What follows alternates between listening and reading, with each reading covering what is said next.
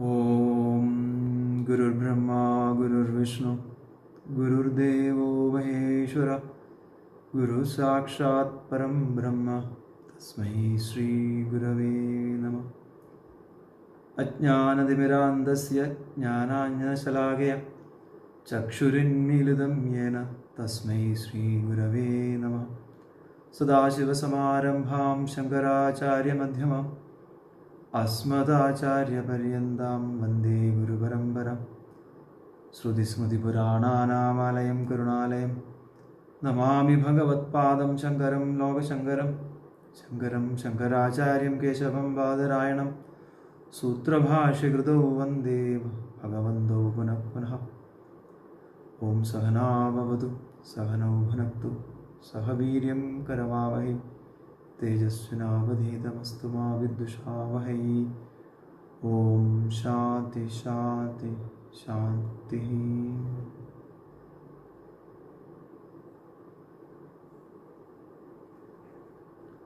Hari Om once again.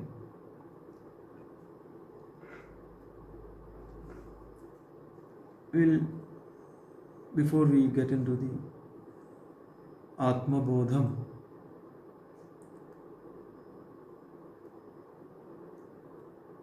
let us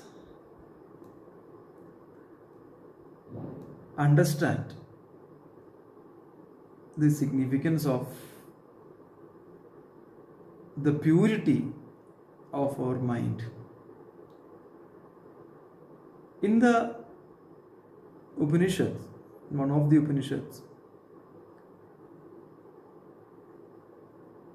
there is a verse, Manohi Dividam Proktam Shuddham cha Ashuddham evaja Ashuddham Kama Sankalpam Shuddham Kama Vivarjita.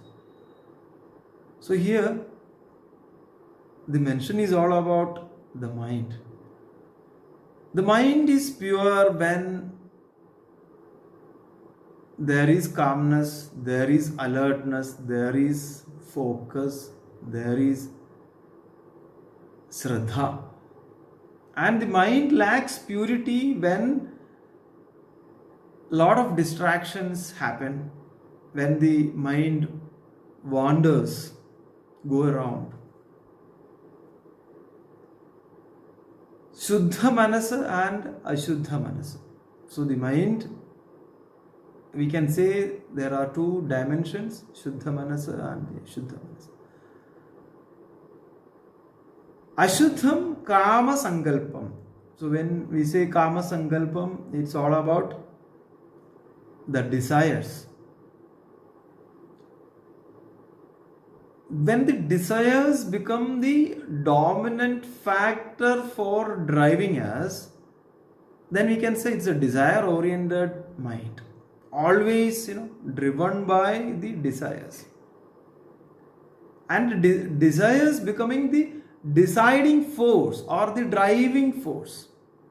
That is the situation. So it means it is not a natural thing. Because if somebody is always thinking about, if the mind is always thinking about desires, and that desires are becoming the deciding force or the driving force, obviously this is not a natural process. And the efficiency of the mind will also come down.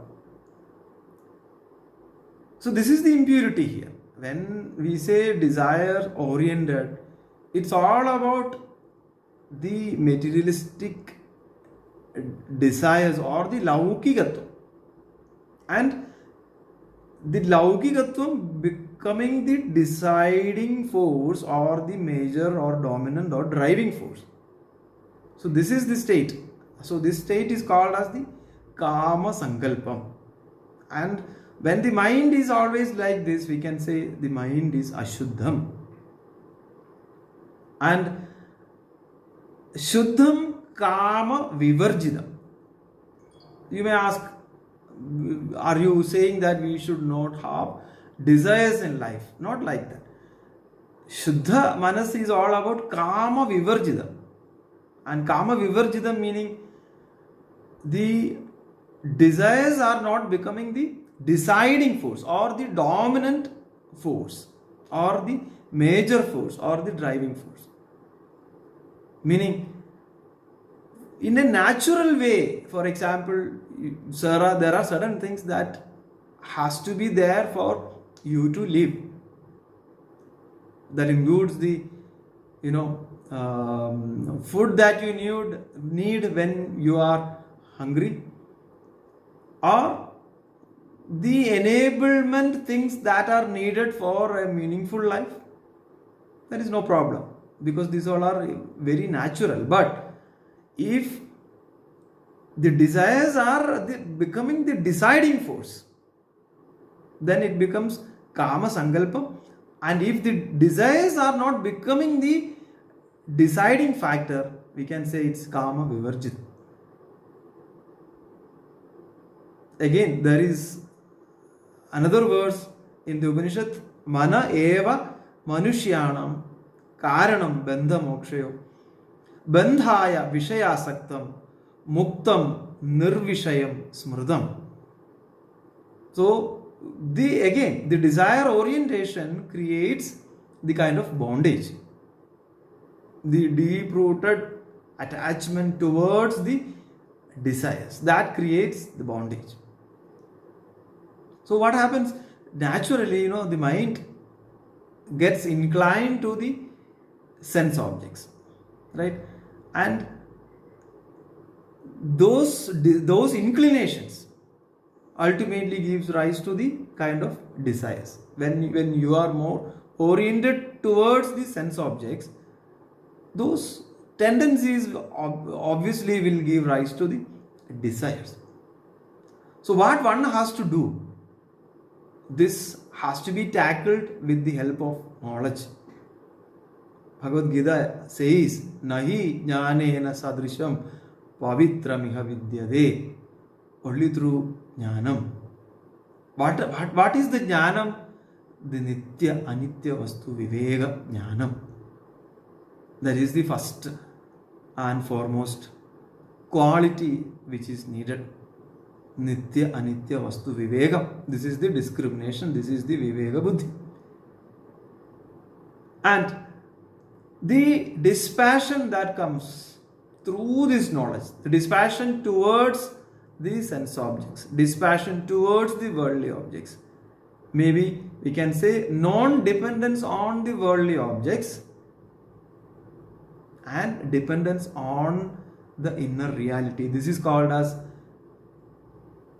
Vyavasayatmika Buddhi. We can say this is the kind of dispassion one should have.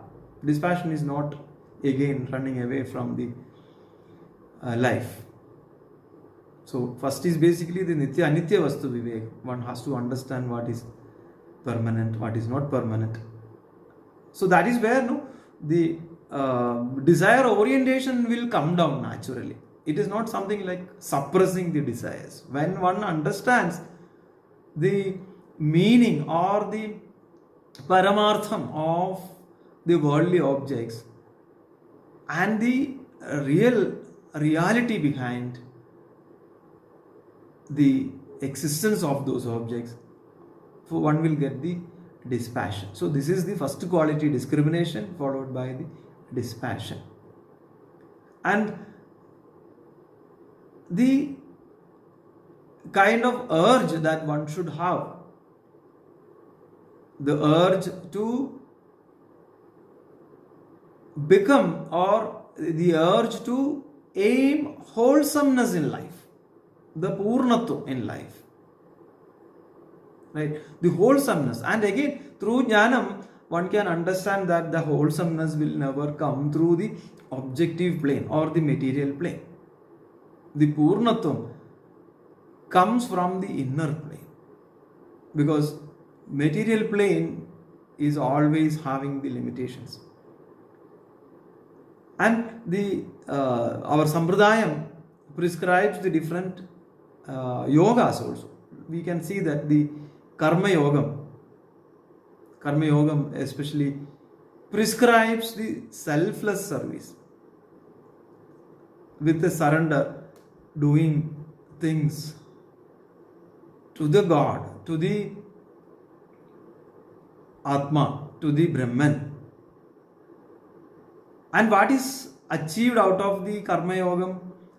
The Karmitva Nasham, the feeling of doership or even the enjoyership, and all the stains that come out of the transactions.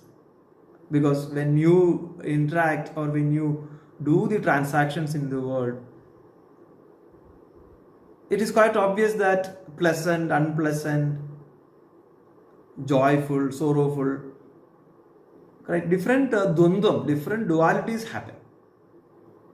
So here with Karma Yogam, one, or that is the path of selfless service in one way, but otherwise also we can say one is able to get rid of the karmitva or the karmitva vasanas. That is why Karma Yogam is called as Karmitva Nasha. Karmitva Nashayaja Karma Yogam. So this is the path of selfless service. And again, there is knowledge applied here. It is not something, blindly somebody is executing or doing the selfless service. With knowledge only, with proper knowledge only, one converts karma to Karma Yoga. And bhakti is needed because ultimately, the whole goal in our life is realizing the truth, realizing the higher nature in us. So that is where the path of devotion is very important. And again, the path of bhakti or the bhakti yogam is an implied aspect in any yoga. And bhakti is all about what? Bhakti is all about the destruction of vibhakti. Basically, eliminating the doership, enjoyership, etc. You are working or you are there for a higher ideal. This is the path of devotion. This is the bhakti yoga. And then comes the Raja Yoga. And mind is the subtler instrument. And any action that we execute in this world, from where it starts with thoughts. Thoughts converting into actions. Thoughts with the help of intellectual capabilities, mind and intellect working with different smriti, with the different emotions. Ultimately, the thoughts are converted as an action, a tangible execution aspect of our karma. So, what is really needed when we say about the purity of mind? The mind has to be very clear. So one gets a pure mind through the Raja Yoga, the path of meditation. So what is happening when we indulge in the meditative way? Basically, the Viyoga Nasham is happening. Correct? The disturbances happening in the mind.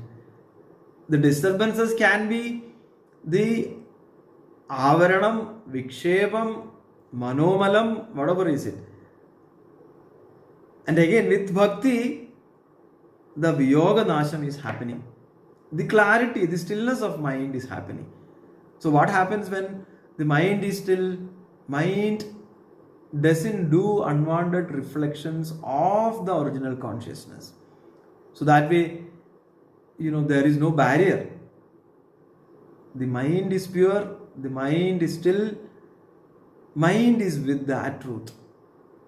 The mind is with that truth which is the substratum of its existence. So that is what is happening in the path of meditation. And the path of inquiry is all about the Jnana Yoga, the knowledge-based system. So what is happening in the path of inquiry? Path of inquiry is all about removing the unidentified or removing the what is the right word? Removing the superimposed identities. We have created certain identities about us, identifying ourselves with the objects, with the names, forms, etc.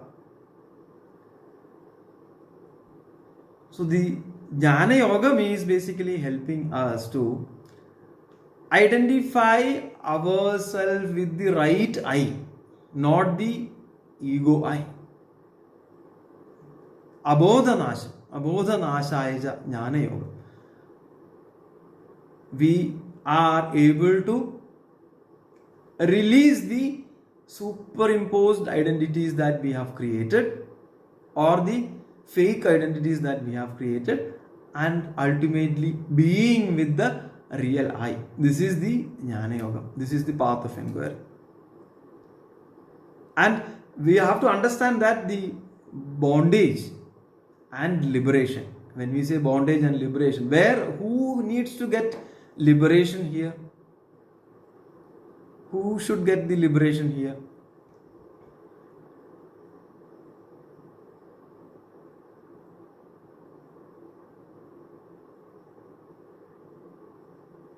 Where is the Ajnana? In the mind. Yeah, in the mind. So we have to understand that bondage as well as the liberation is at the plane of mind. So bondage is basically the deep-rooted identification with the objective world, and liberation is basically the identification with the real truth, with the real spirit which is inside us. So the mind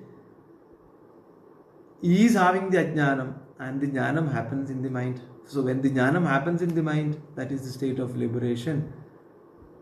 So the mind has to have certain culture, because when the mind is completely associated with the nama rupam, is associated with all the karma vasanas, including the raga, dvesha, kartrutva, bhoktrutva, we can say the mind is at a lower plane. So one has to elevate the mind, right? So step by step one has to elevate the mind. Swalpam abhyasya dharmasya. Swalpam, meaning slowly, one by one, right? And this has to become a shila. This has to become a kind of regular activity. There are three main terms today I want to discuss before we get into the slokas. We have to do the acharam, because these all are, certain disciplines we need to have in life. Acharam is all about the kind of, the shila, maybe the habit. We do certain things as a habit. We can even say the rituals. So that is where the karma is involved. When you say shila, doing certain things, for example, doing the sandhya vandanam, doing the chanting, etc. So there is a process of doing action there, and we might be doing these actions for a long period of time. So that is why I said this is a habit, or this is a shila, this is a karma. Acharam is all about a habit, a kind of execution which we are following. But beyond the acharam, we should have the vicharam. Why? So acharam is at the plane of body, because body is doing the japa sadhanas, body is doing the pujas. But one has to understand this at the plane of manas and buddhi. So that is where the vicharam comes into picture. Why am I doing? What is the purpose? So that is where one will be able to elevate the mind. Yeah, this is the reason. This is for purifying my mind. That is where the jnanam comes into the mind. And this is at the plane of manas and buddhi. For example, when we chant, say, Vishnu Sahasranama or Lilita Sahasranama, chanting is one thing, right? And beyond the chanting, we need to do the contemplation. When we chant the 1,000 names of Devi or Bhagavan Vishnu, what are we trying to do? We are chanting the different attributes of that power. So that is where our mind should start understanding, yeah, these are the attributes, and I should also imbibe those attributes in myself. So the mind should be equipped to understand those attributes, and that is where we slowly elevate the mind. So acharam is all about doing or execution. This is the kind of habit that we are following. Vicharam is all about the underlying implications of the execution. That is where the mind and buddhi, manas and buddhi, gets into and understands the dimensions of jnanam, understand the importance or understand the values which are or which need to be imbibed out of the execution. What are the values? What sort of profound attributes I need to understand? Why this is done? What am I getting out of that? What is the benefit that I should have it? So that is where the mind will start getting elevated. And then comes the third dimension called as the bhavana. Acharam, vicharam, bhavana. Bhavana is all about taking those gunas, the so-called as the Atma gunas, so-called as the values that we derive out of vicharam and acharam. We can say in one way as the Ishwariya guna or the Devi Sampat, or we can say the Atma guna. So what is happening? All the profound values we are able to apply in our vyavaharam in a dominant way. That becomes a part and parcel of your culture. Even when you do the vyavaharam, when you think about something, when you act about, or when you guide, or when you interact, all those profound values you will be applying. This becomes, the Atma Gunam, the Ishwariya Gunam, that becomes a dominant part of our life. So this is how a mind gets the purity. And this purity is not something overnight we can do. So this comes out of the tapas. And the tapas happens in different ways. That tapas happens even in the way that you think, the way that you consume food, the way that you act, the way that your mind can detach from the things, the way that you are thinking to drop certain things in life. So it is in multiple ways. That includes the purity of food, the kind of discipline, that includes your jabam, chanting, sense control, mind control, all the qualities that includes the discrimination, dispassion, the way that you try to elevate the mind through swadhyayam. So ultimately, the moral purity, the mental purity will happen. At this point of time, we can say the state of desirelessness will happen. Otherwise, if you just say desireless state.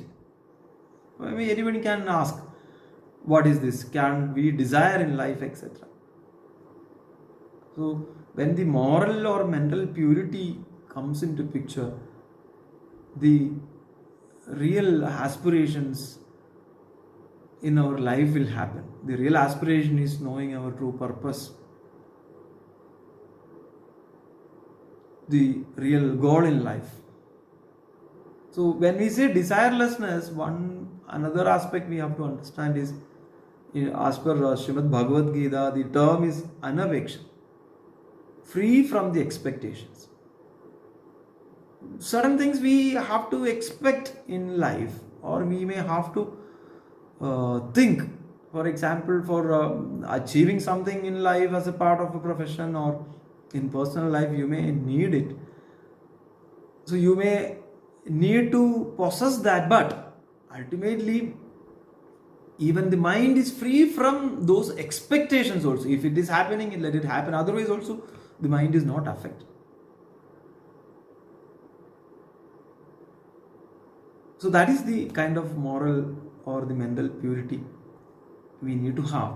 When we have this purity, then you can even imagine, like, the kind of clarity the mind will have, especially in terms of the kind of profound thoughts that we create in our mind.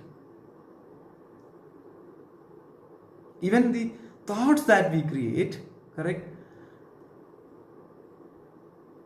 The thoughts that are created are proportional to the purity of the mind. When I say proportional to the purity of mind, it is proportional to, the less adulterations that are happening in the mind. So that is where the creative power in a mind will start coming. So that is where the right thoughts come in a person about himself or herself, about the world around, about the people whom that person is interacting, or even the kind of behaviors that person shows. So that is where the right thinking comes.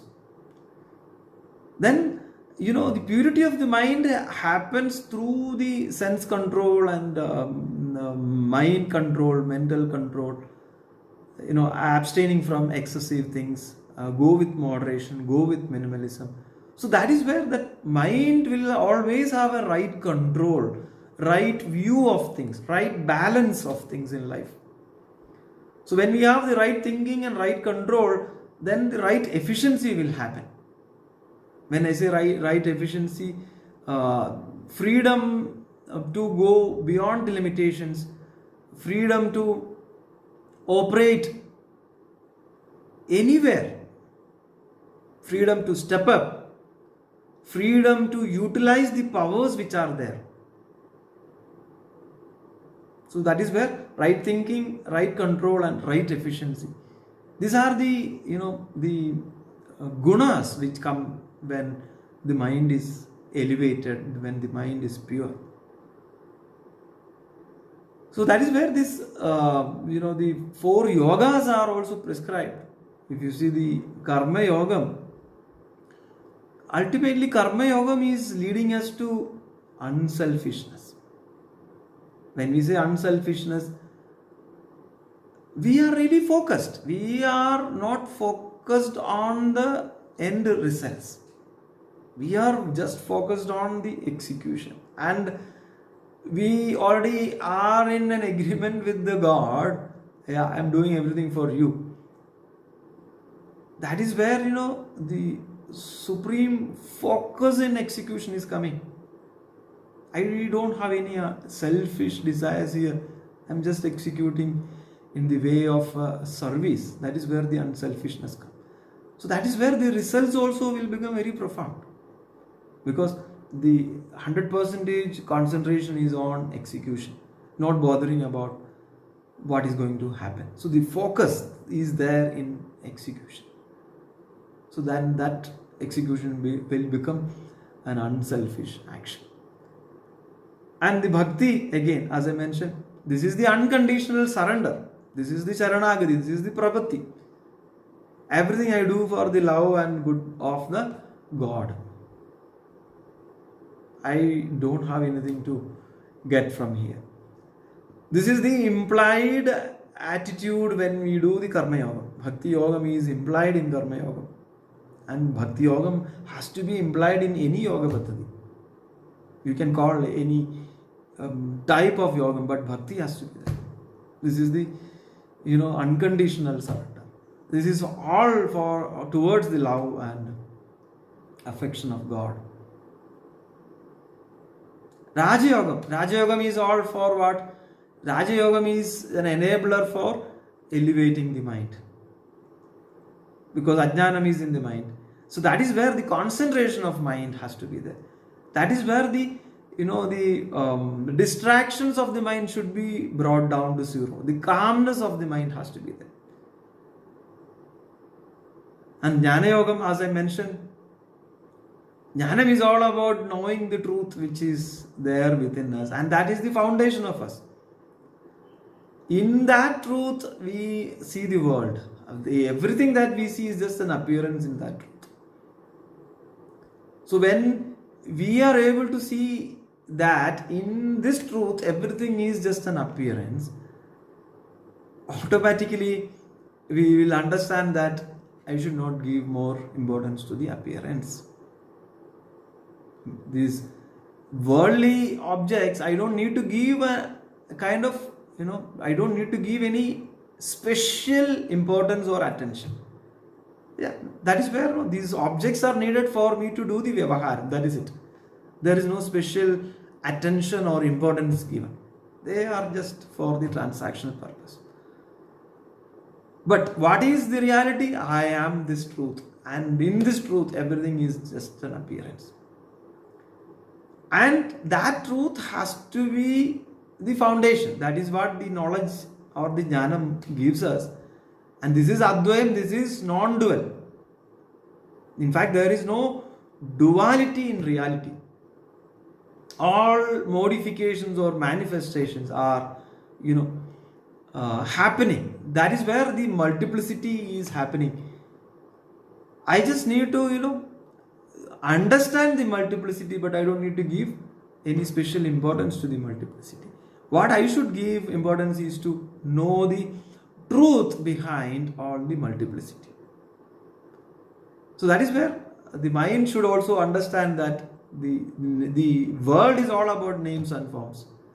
And that names and forms by alone cannot exist. Apara Prakriti cannot exist without the Para Prakriti. Maya cannot exist without the Brahman. And understand that, this is the play of Maya. That, we don't need to give more importance to the names and forms. But for the transactional purpose, we have to appreciate. So that is where, our life should be very practical. Live with this knowledge. This is very, very important. What is the knowledge? Consciously know who am I. That is where the Atma Vijindanam we have to do. Can I be this mere body, mind, intellect, sense, or the kind of possessions that I have, the kind of coordinates that I have in this life? That is where again one has to deeply think about the Jivan as an entity. Who am I? And also the world that you are interacting, that is the Jagat. Jagat, you can see many things, and as an entity you are also able to transact. But what is the thread which is the common factor, which is the underlying factor of Jivan and Jagat? That is the Ishvara. Consciously we should know this. Ishwaran as the consistent string or the reality of Jivan and Jagat. Bhagavan in Gita says, Matta Paradaram Nanyat Kinchidasti Dhananjay. My Sarvavidam Prodam Sutre Maniganayu. Live with this knowledge. And when we say Ishwaran as the underlying factor, who am I? Am I different from that Ishwaran? No. You are the Satyam. And you are infinite. You are the Paraprakriti. You are not the Aparaprakriti. You operate in the Aparaprakriti, but you are the Paraprakriti. This is the term we can say is as the understanding of the Swarupa, understanding of our true nature. We can say it's a Swarupa Sakshatkaram, Ishvara Sakshatkaram, but knowing the true nature is very important. First is basically live with this knowledge. Ishwaran as the underlying reality of Jivan and Jagat. And as a Jivan, you are having a higher nature. You are the Ishwaran, you are the Brahman, you are infinite, you are the Paraprakriti. And again, we have to interact in this world. That is where karma comes. Karma has to be converted to karma yoga. But one thing we have to understand is that Ishwaran is not responsible for your actions. Who is responsible? You are responsible. When you say you, the mind, the impressions that are created. If there are no impressions, if there is purity, if there are no stains gathered, then the mind is pure. And the law of karma has to be understood. We are responsible for all our actions. This is the third one. Fourth is depend on the inner strength. Depend on the, what is the right word we can say? Atmaguna. Any situation that you undergo in life, you will never get strength from outside. The strength will come only from within. This is the capability that we all have. Use that capability from within to come out from any situations. Then, know the true goal in life, not getting into or getting trapped into the Vyavaharam. Use or do the Vyavaharam, but finding out the truth within. This is the ultimate goal. And as a human being in the society, have a value-based learning on living mechanism on a daily basis. Learn, create more value, create profound wealth. We have seen Bhagavad Gita, the Devi Samvat. So this is the practical way of leading our life as well as bringing purity in our mind. With that, let's get into the Atmabodham. Consciously know the underlying reality behind the Jivan and Jagat. That is first one. What is my true nature? When we say Jiva, Jiva is not different from the Atman. You are infinite. That is what Tattvamasi says. You, the Jiva Atma, is not different from the Paramatma. You have created certain notional distance, but these all are superficial distance. So you are infinite, you are the Paraprakriti. Third is the karma, the law of karma. We are responsible for our actions. And when we do the karma, when we interact in this world, derive the strength from within. This is the fourth point. First is the knowledge-based living, the underlying, the understanding of the underlying truth of Jivan and Jagat. Ishwaran as the truth. Second is basically knowing that the divinity within, you are not different from that Ishwaran. You are the Paraprakriti, you are the Paramatma. Though the Jiva is identified with petty things, but that these all are the superficial distances or the differences that are created. Right? Third is the law of karma. You are responsible for all your actions. Fourth is the strength to be derived from the inner Atma Guna. Capability should come out from within to deal with any situations in life. Fifth is know the true goal. True goal is basically finding out the inner truth. We call it as Atma Sakshatkaram, Ishvara Sakshatkaram, Brahma Sakshatkaram, Moksha, Mukti, etc. And as a human being, one has to create a value-based living. We call it as the Devi Sambat, or the Arjanam of all those noble values or virtues. These are the 6 things one has to put in practice.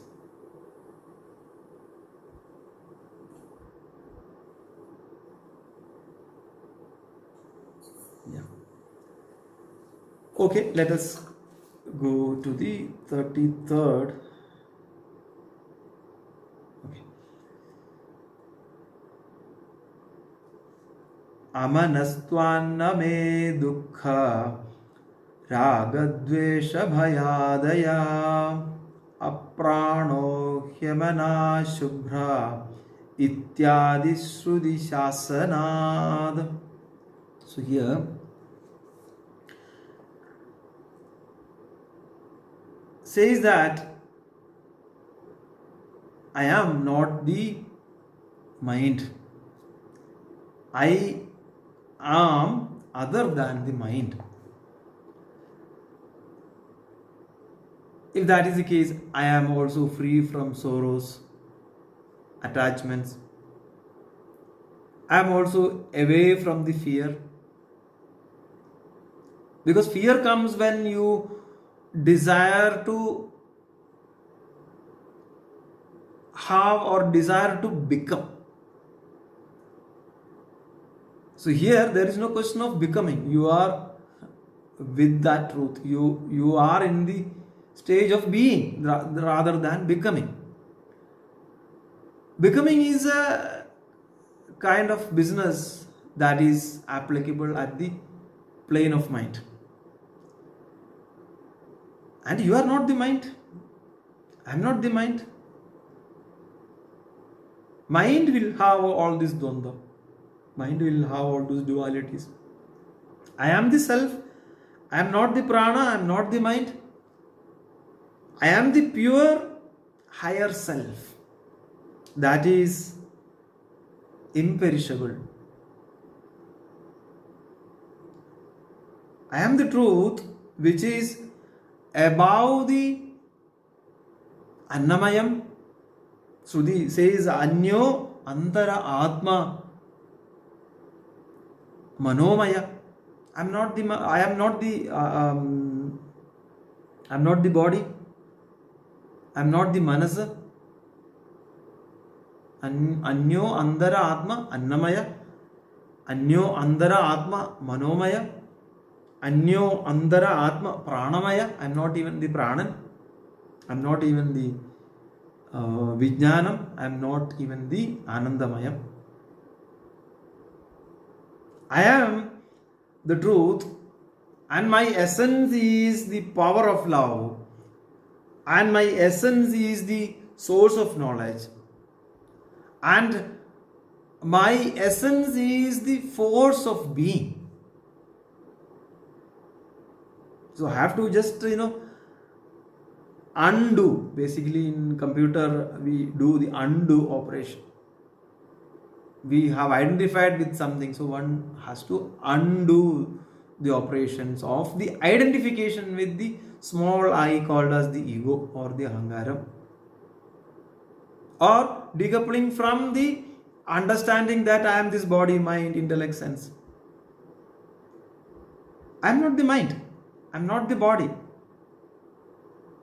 I, the truth, is using this mind, I, the truth, is using this body, etc. But I, the truth, is the substrate. I, the truth, is the force that make the upadhi to work.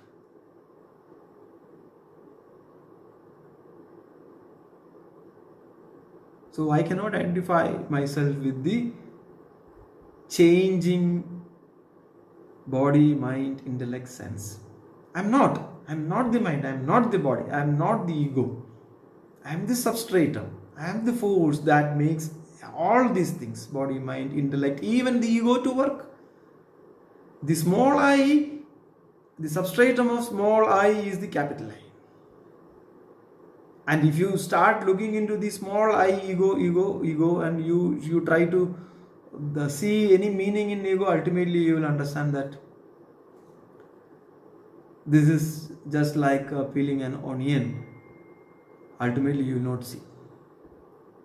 So I am the substrate, I am the force that makes everything, every upadhi, including the body, mind, intellect, sense, to work.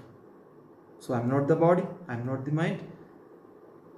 I am not the dukkham, I am not the ragam, I am not the dvesha, I am not the bhayam. So bhayam will come when you have duality. Bhayam dvidiya abhiniveshadasyad. So when you are thinking that you are different from that reality, bhayam will come.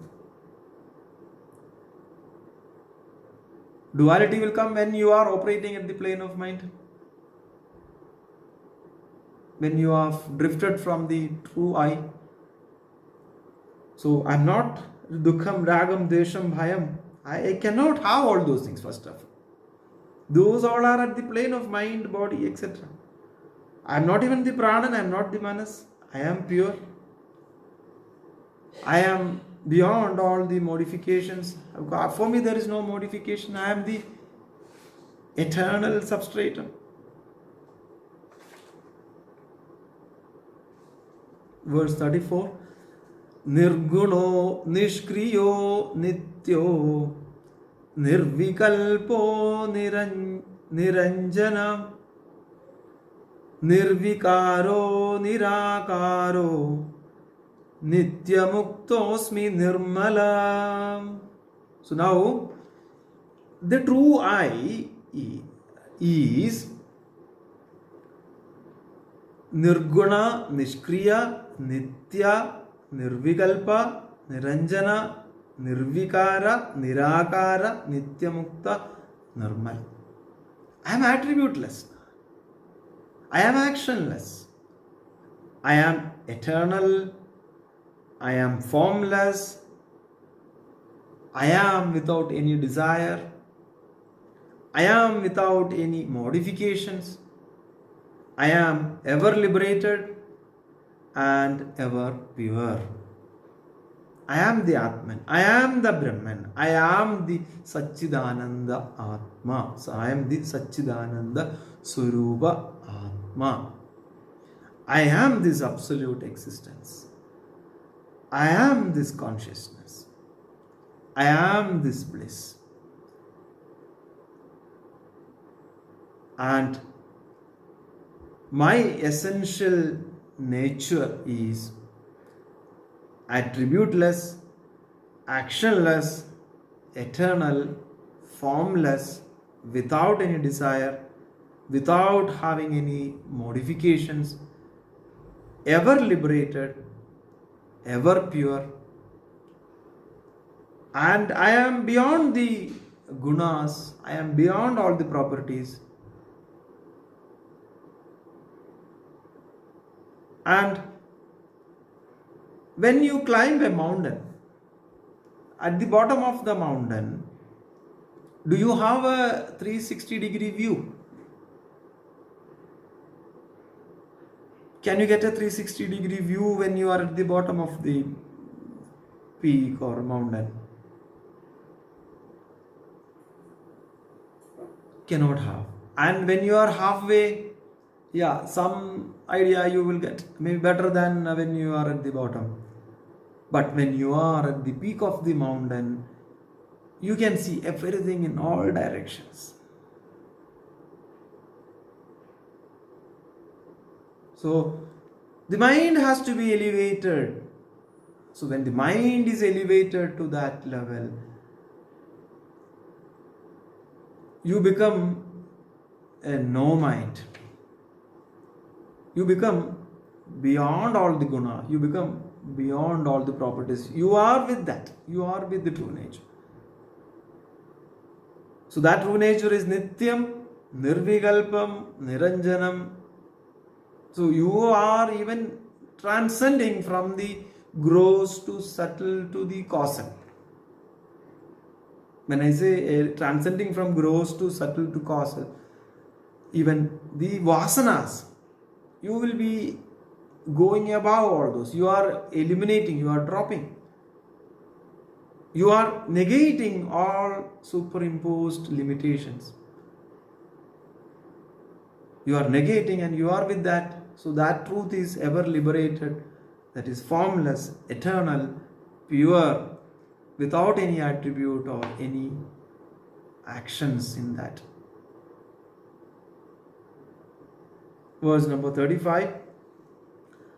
Aham agashavat sarvam behirandargadochyuta sada sarvasamashuddho nisango nirmalochala. So I am like this agasham. Agasha. Aham agashavat sarvam. Just as space or ether. So what is the quality of agasham? Agasham fills within, right? And it allows all the objects to get filled. And when those objects are taken out of the space, is there anything happening to the space? Objects are filled into the space. So the space is giving a chance to objects to get filled. And when these objects are taken out, there is no change. Similarly, this experience, this existence, consciousness, bliss principle is changeless, is pure, is unattached, is stainless, is motionless. My reality, my true self is beyond the time, space and causality. And my true nature cannot be localized with this body at any point of time. Can you localize that existence to any point of time in your body? Because the same existence is there, right? You are the one who is witnessing everything that is happening in the body, and that is not attached to a reference. This is the underlying thread. So I cannot localize my own existence at any given point of time in this body. So, the space allows everything to exist in it. But space itself never gets contaminated by the things. Never gets contaminated by the things which find their accommodation or existence in this space. Similarly, my true self allows the perception of the not self. And I say not self, my true self, aham, allows the idam to exist. But my aham is not contaminated by the idam.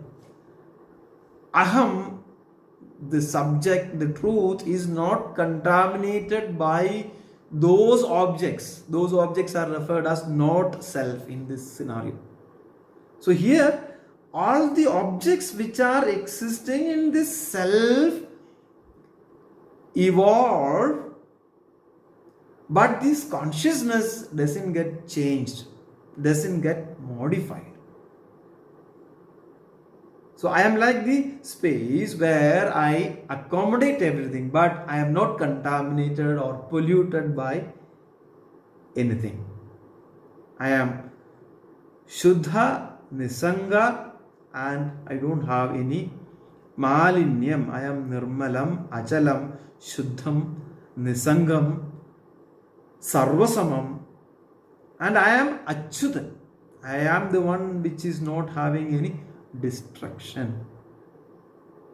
And I am the one who is pervading Sarvam Behirandargadaha, pervading everywhere.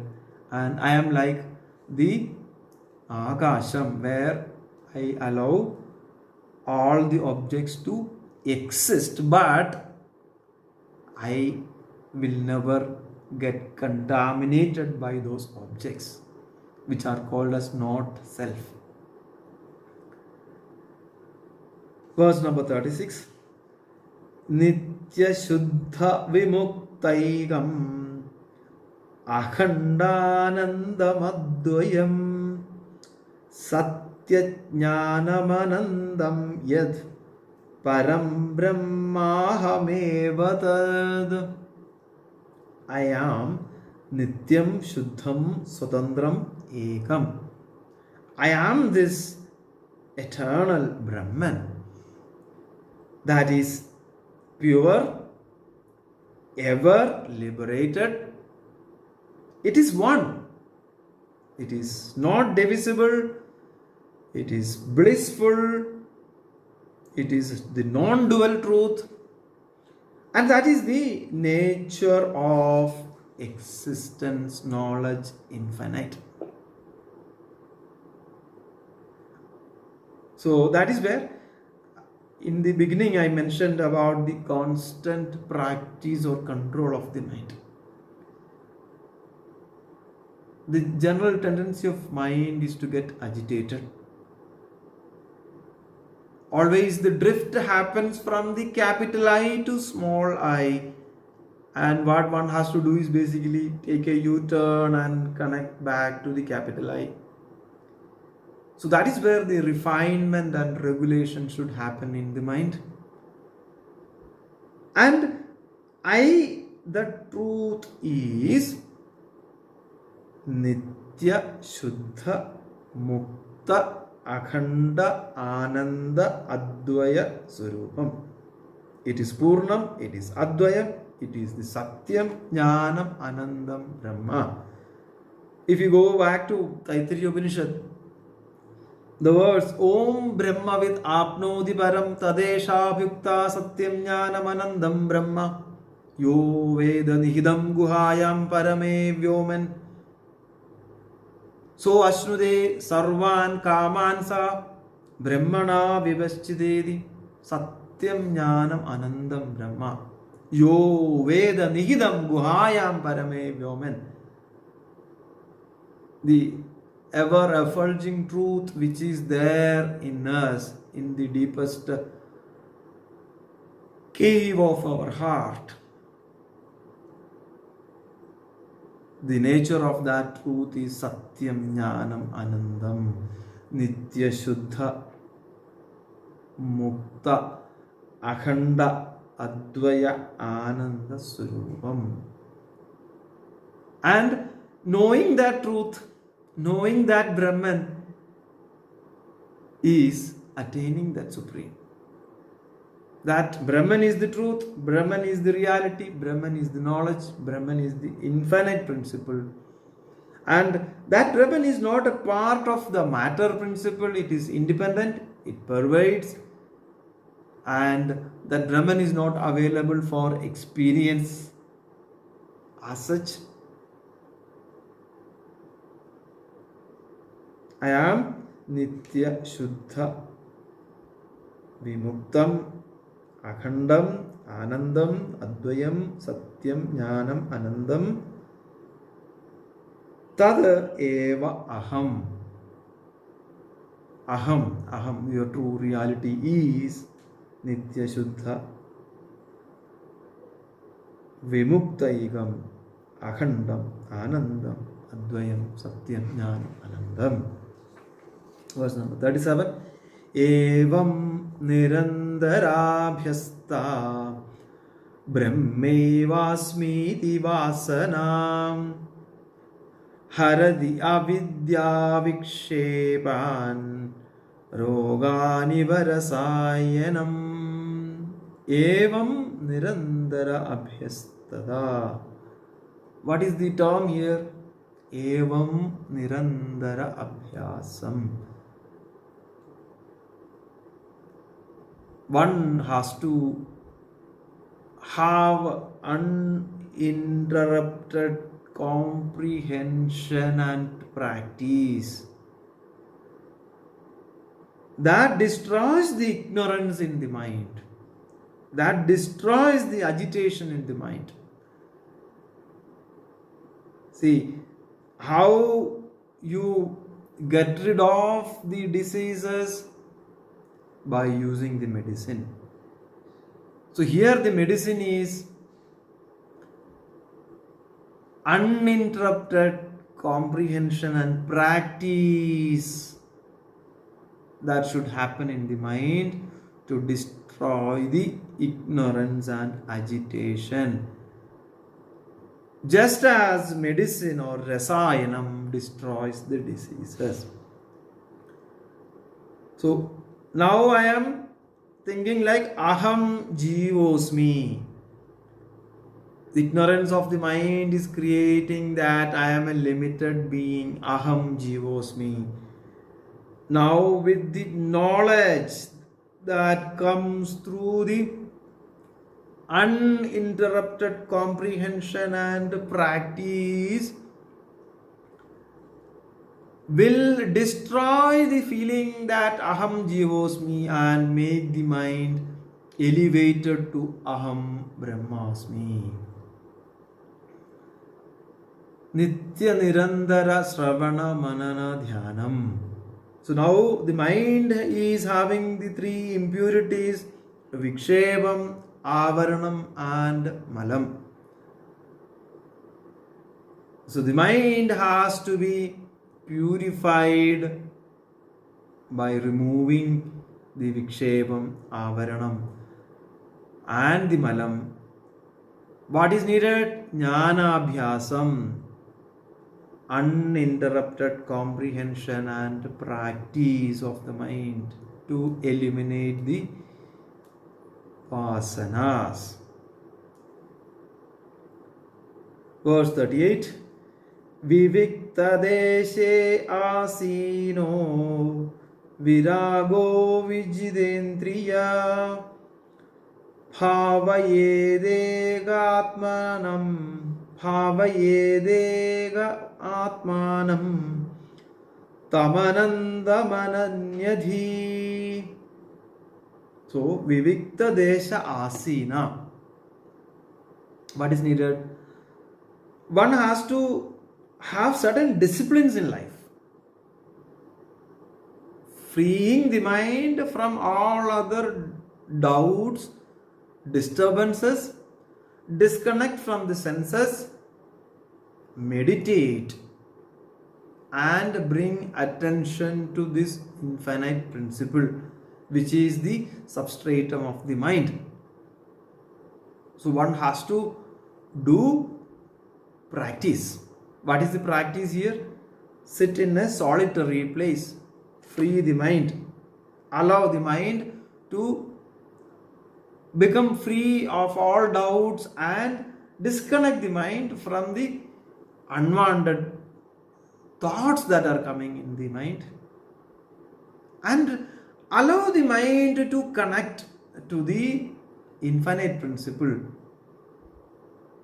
So mind has to be trained.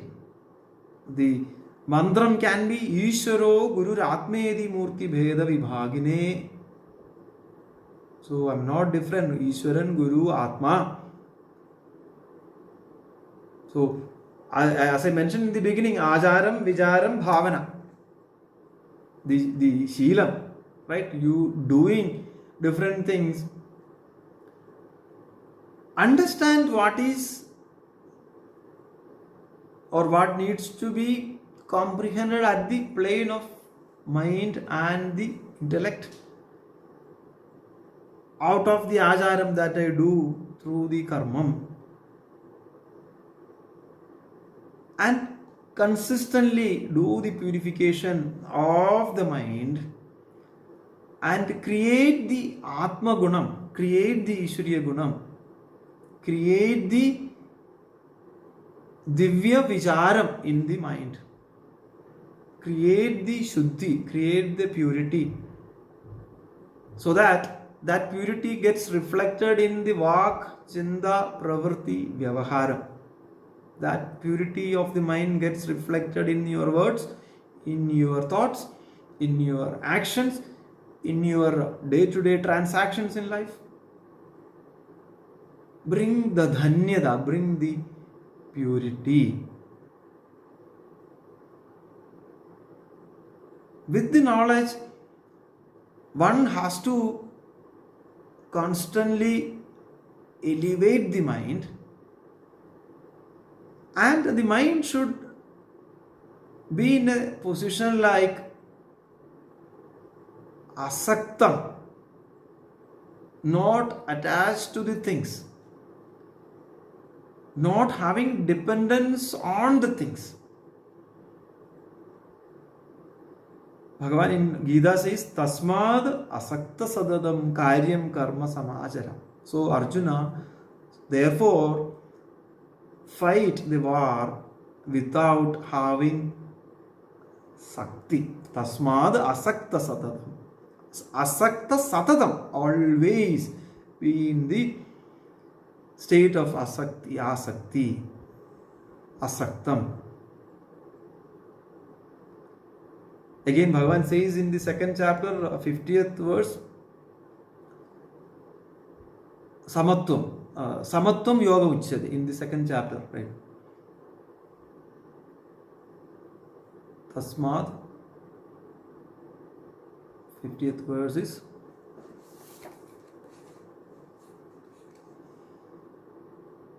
Buddhiyukto jahadiha ubhe sukrita dushkrite tasmad yogaya yujvasva yoga karmasu kshalam. That is where samatvam has to be there in the mind. And the samatvam comes through this knowledge. The samatvam comes through the nitya nirandara atma vicharam. So that is where peace and confidence will come to us. Dependence on the inner strength. So when we are dependent on the inner strength, we are able to do the vyavaharam very lightly, and the vyavaharam will never get affected. So these are the Atma Gunam one has to have, and this Sambhadanam is basically to realize the truth within. So what one has to do? One has to do this Nitya Nirandara Abhyasam. So you need to train the mind.